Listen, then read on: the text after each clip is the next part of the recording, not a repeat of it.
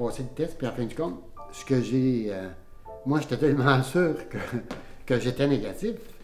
J'y ai été d'une façon un petit peu plus dans le sens, pour employer un mot, là, pas de façon désinvolte, mais j'étais convaincu que je ne l'avais pas. Alors, ça ne me dérangeait pas, vraiment, là, mais je pouvais pas. J'étais tellement sûr que je ne l'avais pas que j'ai dit, écoute, je suis capable de le savoir, il n'y a aucun problème avec ça. Et ils m'ont dit que j'étais positif, avec tel degré Puis que mon problème à ce moment-là, à l'époque, j'avais, pour être précis ici, moi, j'avais à cette époque-là, je pense que c'est 55 ans. C'est une belle journée, hein? Encore une belle journée d'été. Je peux pas dire que ça m'a renversé tant que ça, parce que ça m'a donné comme une espèce de soulagement. Ils m'ont donné un traitement, puis on a commencé par un antidépresseur. C'est sûr qu'un antidépresseur, il faut être patient, et ça a pris un an. Pas nécessairement pour me lever le matin, mais pour faire plein de choses. Puis cette année, je commence juste à être un petit peu plus stable, disons, dans le sens que je prends encore des antidépresseurs. Ils ont augmenté le dosage. Peut-être qu'à l'automne prochain, le dosage qu'on va avoir atteint, ça va être le bon pour un bout de temps. En tout cas, c'est une maladie à surprise. Alors, c'est sûr que j'ai pas d'attente ni d'un bord ni de l'autre. Je m'attends toujours.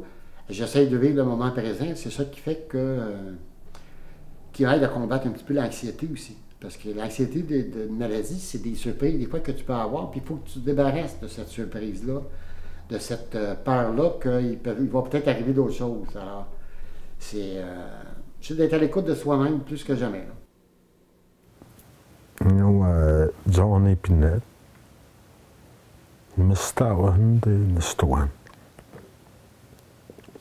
ما بنجن دوت سمنوهنا كما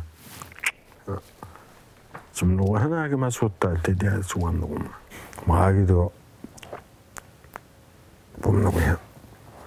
J'ai passé le test finalement seulement quand un de mes cousins dans un party de famille m'a dit ah, t'es sûre, Sophie, que t'as pas la maladie de ton père? Me semble que t'es moins solide. J'ai dit, on vieillit tout le monde. C'est dur de faire la part des choses. Des fois, tu as moins d'équilibre, tu te dandines un peu plus, mais tu sais, bon, hein, on est toutes... on sait, hein, en vieillissant, c'est dur de faire le partage là-dedans, de savoir là, c'est quoi les problèmes, là, est-ce que c'est vraiment ça ou juste le vieillissement, mais en tout cas, fait que durant toute cette année-là que ça a pris, tout ça, ben, tu sais, dans le fond, je m'étais déjà, tu sais, fait un peu à l'idée que je l'avais. Donc, quand je suis allée voir pour le diagnostic, j'étais pas étonnée qu'ils me disent ça, tu comprends? Fait que ça a comme confirmé, dans le fond, quelque chose, même si ça paraissait pas beaucoup encore à l'époque. Puis on a-tu des pinots? Fait que j'essaie de bouger, j'essaie de rester active intellectuellement, faire des sudoku, faire des jeux. Il y a toutes sortes de choses qu'on peut faire là, pour essayer de rester alerte, là, que ce soit d'aller au cinéma, d'aller au théâtre, après même d'aller prendre un café avec des gens. Fait que moi, je me dis, bon, on essaye là, de rester le plus là, actif là, possible et puis continuer à travailler. C'est sûr que des fois, c'est difficile parce qu'on est fatigué, on est moins patient, des fois, on cherche nos mots, des fois, on a des problèmes de mémoire, donc c'est sûr que c'est pas toujours facile.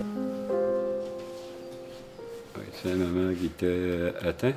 Quand j'ai vu ma mère toute perdre de capacité, de poser des questions à ce que je peux faire, je me suis dit, cette maladie-là, je ne veux pas l'avoir. Mais je la gêne aujourd'hui. Il n'y a rien changé. La vie continue. Moi, quand j'ai su que j'avais ce gène-là, je l'ai accepté. Avant, j'avais beaucoup d'inquiétudes.